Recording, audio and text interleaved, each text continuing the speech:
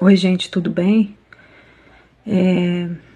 A minha mãe foi internada de novo e dessa vez ela vai permanecer internada, porque ela esteve lá na última quinta, né? De quinta para sexta. O médico não quis internar ela naquele dia, não passou medicação e o que aconteceu? Ela teve uma piora e aí eu tô chegando da UPA agora. Ela ficou internada lá na emergência.